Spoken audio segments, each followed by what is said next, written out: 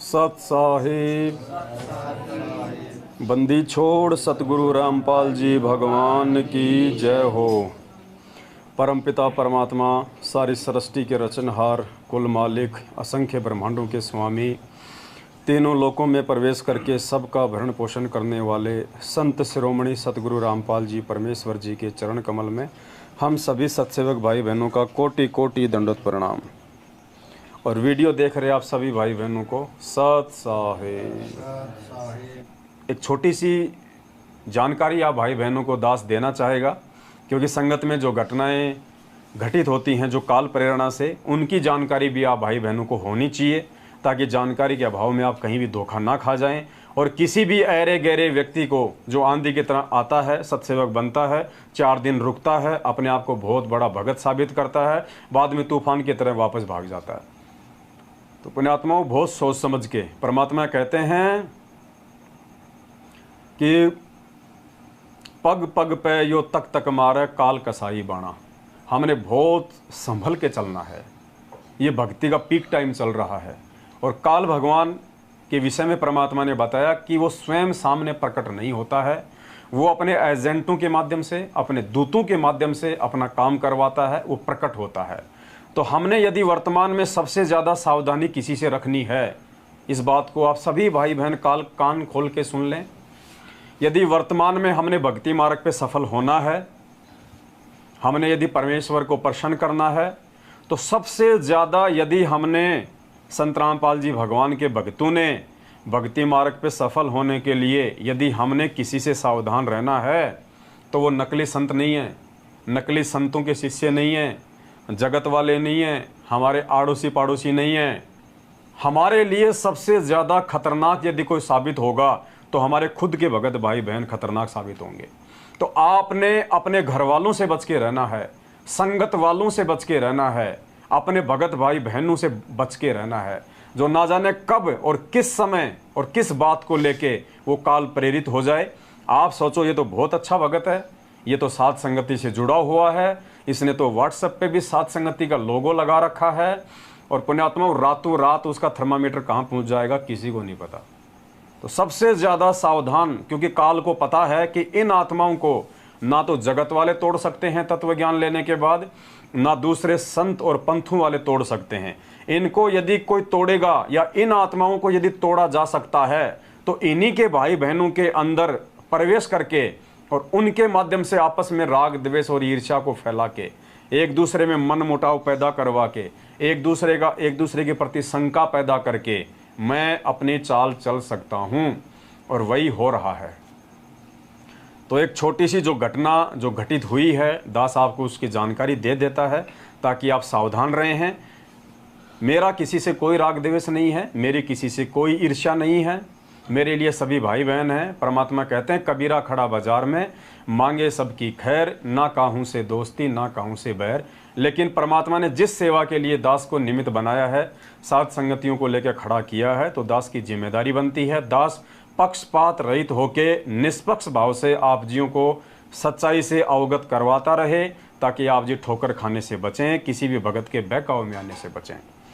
तो जैसा कि आप सभी भाई बहनों को पता है कि कुछ दिन पहले परमेश्वर की सत प्रेरणा से और सेवा जो चली थी, सेवा, आर्थिक सेवा, तो परमेश्वर के बच्चों ने बढ़ चढ़ के सेवा की।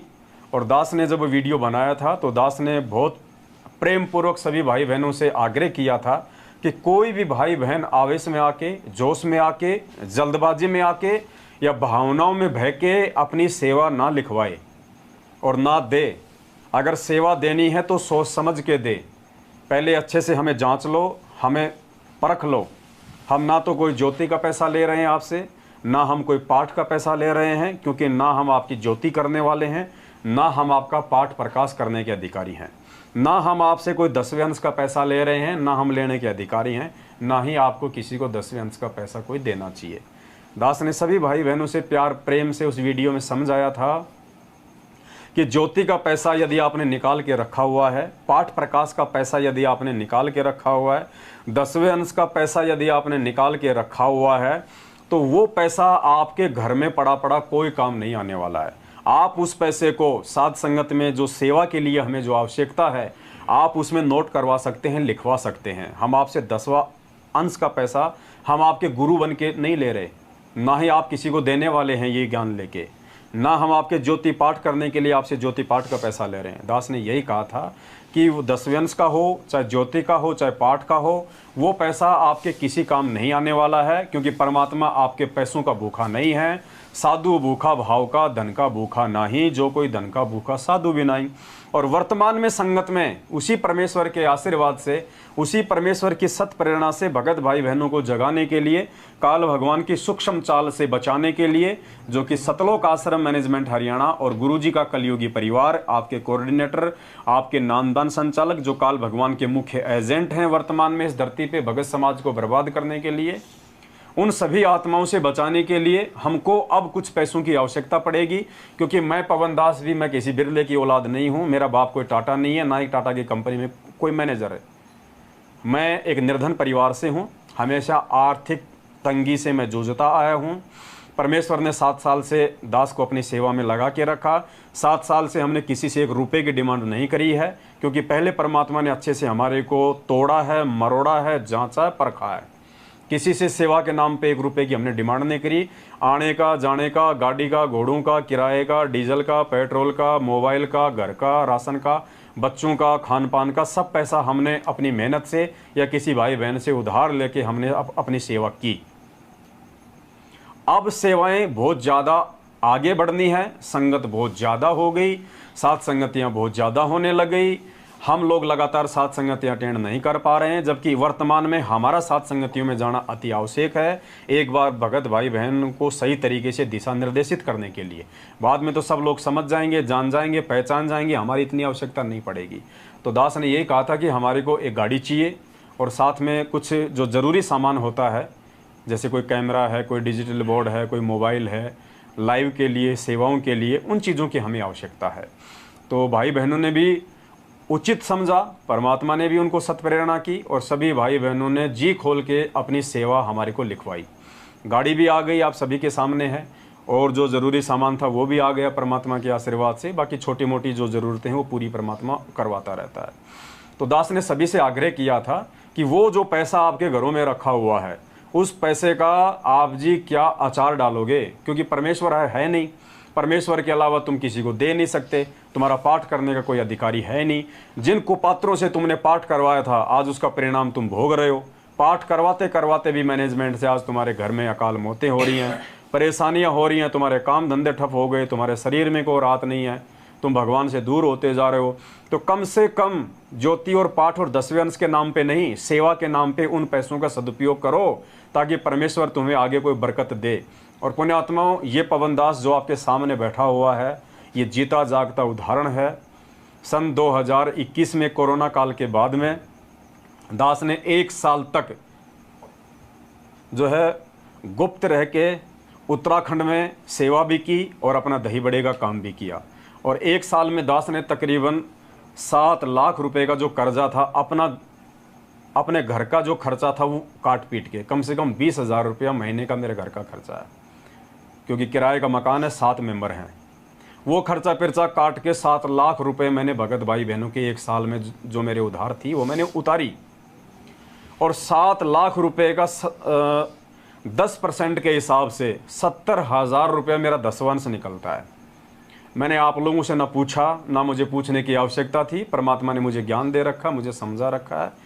वो 10वें अंश का पैसा दास ने अपने भगत भाई बहनों की सेवा में लगाया। जिस भाई बहन को अपने कोई दिक्कत थी, कोई व्यवसाय में दिक्कत थी, किसी का कोई मकान किराया नहीं दिया जा रहा था, किसी को बच्चों की फीस भरनी थी, यानी जहाँ जायज़ था, और जैसे उन भाई बहनों ने दास से डिमांड करी और जितना दास के घर में होता था, दास तुरंत भक्तमती को बोल देता था कि 10वें अंश का पैसा अभी अपने घर में कितना, 10,000, 20,000, 5,000। दास ने अपने पर्सनल यूज में 70,000 में से 1 रुपया भी नहीं लिया। और 3-4 भाई बहनों की दास ने किसी को 30,000 दिए, किसी को 10,000, तो किसी को 20,000। 10वें अंश का पैसा दास ने उन भाई बहनों की सेवा में लगाए। और उस 10वें अंश के पैसे का आज ये प्रतिफल है कि परमात्मा ने 21 लाख रुपए की सफारी गाड़ी दिलवा दी सेवा के लिए, और करोड़ों रुपए भगत भाई बहनों ने सेवा लिखवा रखी है। कोई कमी नहीं छोड़ी भगवान ने, किसी भी प्रकार की छप्पर फाड़ के दिया परमात्मा ने। इसलिए दास ने परमात्मा से आज्ञा लेके, परमात्मा से प्रार्थना करके, और मालिक ने जब दास को सद्बुद्धि दी तब दास ने वो वीडियो बनाया था। वरना दास तो 7 साल से आप लोगों की सेवा के बिना ही सेवा कर रहा है, कोई आवश्यकता नहीं थी मुझे इन चीज़ों की। लेकिन आने वाले समय में आप लोगों की सेवा का यदि सदुपयोग हो जाए तो मुसीबत के समय परमात्मा आपकी भी तो राहत करेगा, आपको भी तो कुछ देगा परमात्मा। और देगा कहाँ से? परमात्मा कहते देते को हरि देत है जहाँ तहाँ से आण, देते को हरि देत है जहाँ तहाँ से आण, अण देवा मांगत फिरे साहिब सुने ना कान। तो गुरुदेव की सत प्रेरणा से दास ने आप भाई बहनों को सूचित किया था, मुझे आपके पैसों की लोड नहीं, कोई आवश्यकता नहीं। और दास ने कहा था कि ये पैसा देने के बाद में कोई अपने कर्म मत बिगाड़ लेना, ये सेवा में दे रहे हो तुम, सेवा में। मैं कोई दान में पैसा नहीं ले रहा, कोई उधार में नहीं ले रहा, मेरे बच्चों की फीस के लिए पैसा नहीं ले रहा, आपके अच्छे कर्म बनाने के लिए। क्योंकि आपने कुपात्रों को भी बहुत दिया, कम से कम आप सुपात्र को भी दे के देख लो और उसका क्या फ़ायदा मिलता है वो भी देख लेना। तो 7 साल से पहले परमात्मा ने दास को खुली किताब की तरह संगत के सामने रखा। आप लोगों ने दास की सेवा देखी, दास के भाव देखे, दास के विचार देखे, हजारों की संख्या में परमात्मा ने वीडियो बनवाए। और दास आंधी की तरह आने वाले और तूफान की तरह जाने वालों में नहीं है। एक रस परमात्मा ने भक्ति मार्ग पे दास को रखा है। दास की सुई 90 डिग्री से ना कभी इधर हुई ना कभी इधर हुई। आज जो संगत में से भाई बहन निकल के आ रहे हैं ना, 4 दिन के लिए वो सत्सेवक बनते हैं, कोई उनके घर पे आके बैठ जाता है, मैनेजमेंट वाला कोई धमका देता, कोई फ़ोन पे धमका देता, बैठ जाते हैं, भगत जी क्या करें, दबाव बढ़ रहा है। जबकि 7 साल से, जिस समय आप सभी लोग मेरा चेहरा देखने से भी डरते थे, मुझे ऐसे देखते थे जैसे कोई नीच जाति का हो, कोई भंगी हो, कोई चमार हो, कोई चूड़ हो, जैसा कि समाज में लोग मतलब जो नीची जाति जो समझते हैं, जो ऊपर की जाति वाले, और वो उसको जिस भाव से देखते हैं। मुझे गुरुद्रोही घोषित किए जाने के बाद में संगत वालों का ये रिएक्शन था। आप लोग उस समय मेरा चेहरा भी देखना पसंद नहीं करते थे, लेकिन मुझे परमात्मा ने सच्चाई से अवगत करवा दिया था। इसलिए मैं आप लोगों का चेहरा ना बिगड़ जाए, आज इस मानव योनि से कल को वो गधे का चेहरा ना लग जाए, आपकी मर्यादा ना टूट जाए, इसलिए इस दास को परमात्मा ने उस समय भी आपकी सेवा में लगाए रखा। और ये उसी सेवा का आज प्रतिफल है, ना झुकने, ना टूटने, ना किसी के दबाव में आने की उस सेवा का ही ये प्रतिफल है कि मार सहने के बाद भी, गालियां खाने के बाद भी, हर प्रकार से पारिवारिक और आर्थिक समस्याओं से जूझने के बाद भी आप लोगों की सेवा में परमात्मा ने इस कुत्ते को जो है वो लगाए रखा। और जिसका प्रतिफल आज आपके सामने है।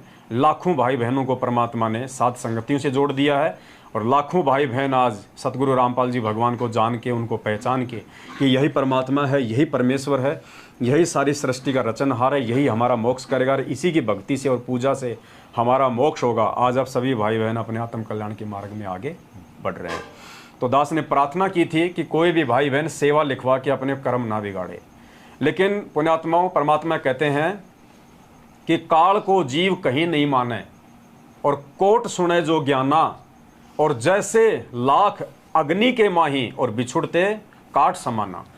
काठ परमात्मा ने बताया कि लाख होती है, एक वो धातु होती है लाख। आज से पहले लाख की जो है वो चूड़ियाँ बना करती थी।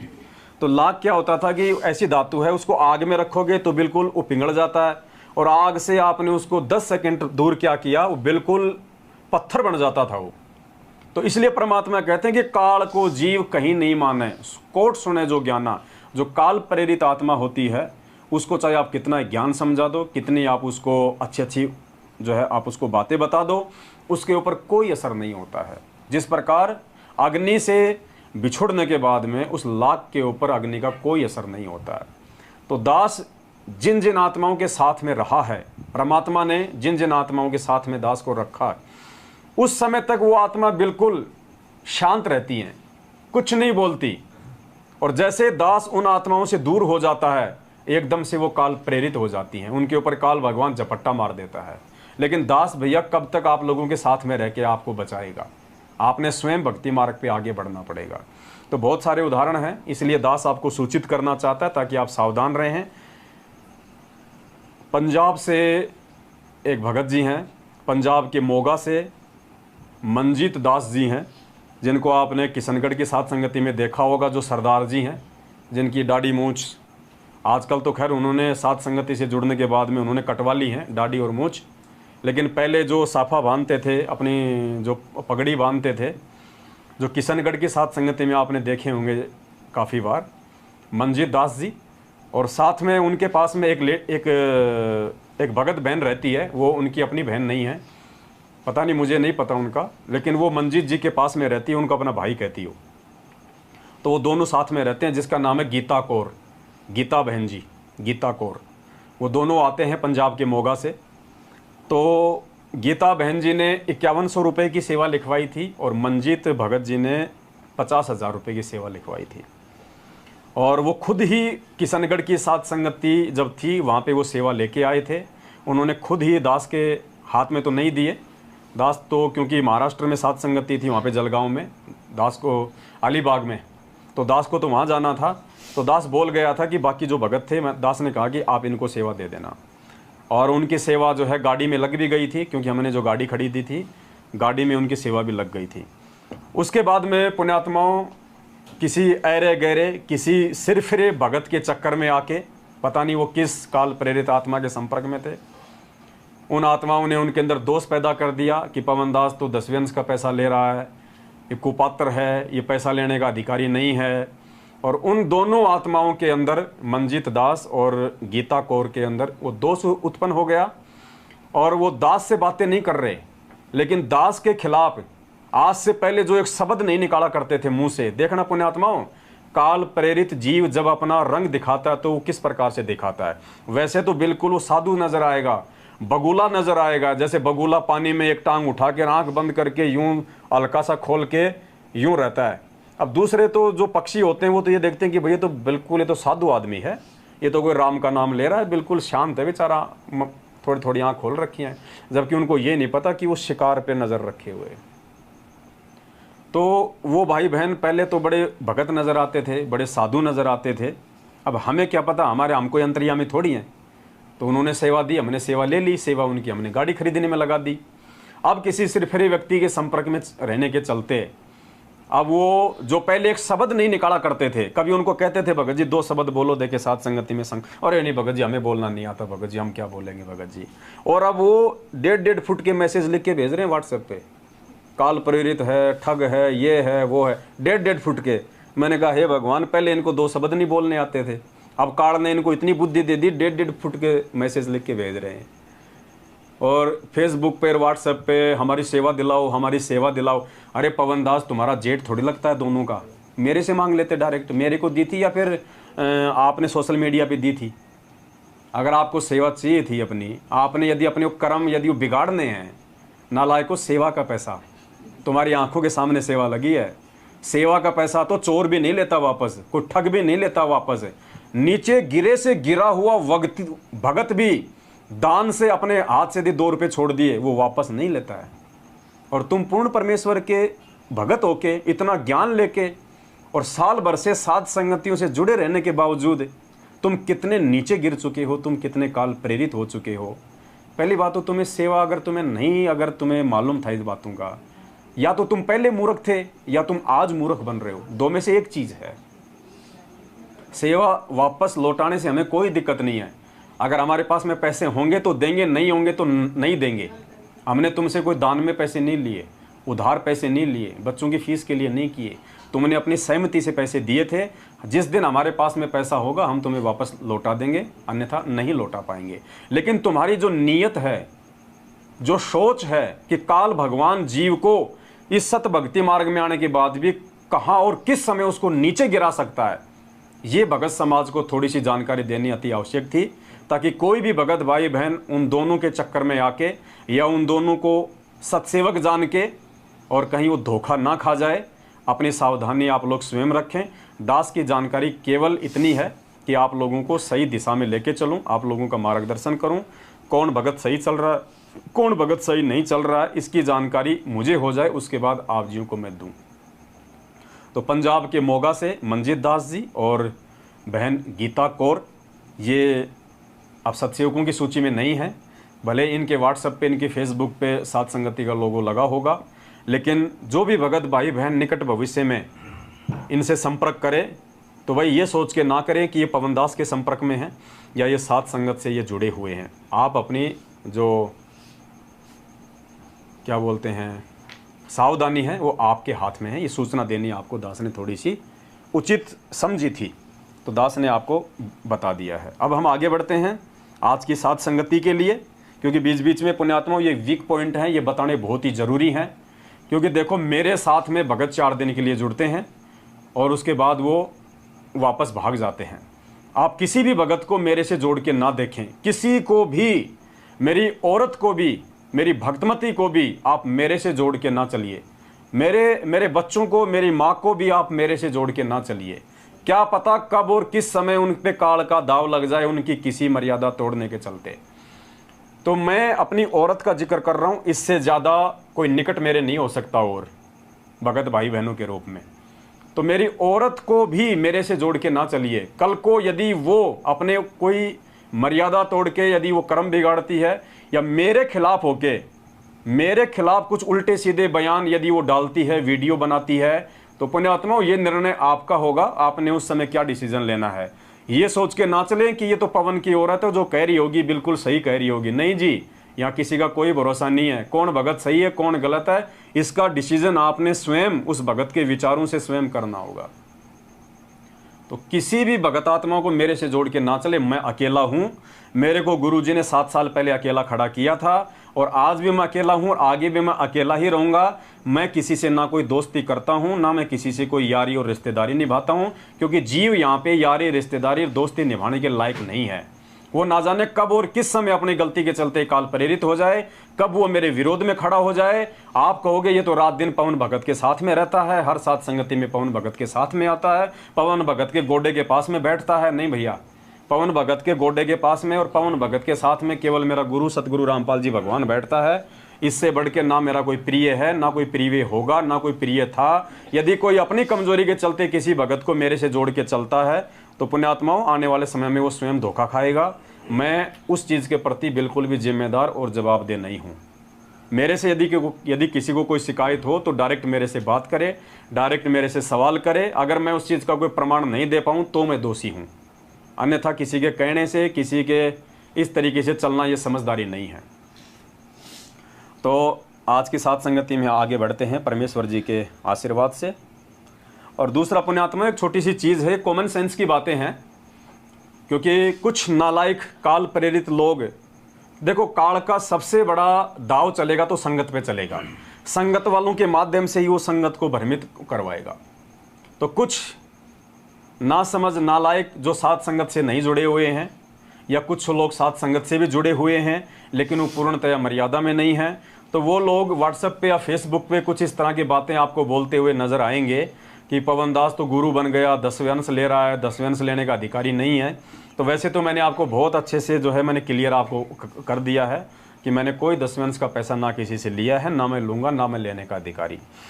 फिर कहते हैं कि पैसा तो 10वें अंश का ही था ना, भले तूने 10वें अंश के रूप में नहीं लिया हो, भले तूने गुरु बन के ना लिया हो, लेकिन भक्तों ने तो तेरे को 10वें अंश का पैसा दिया है ना, तो 10वें अंश का पैसा तो गुरु जी को दिया जाता है।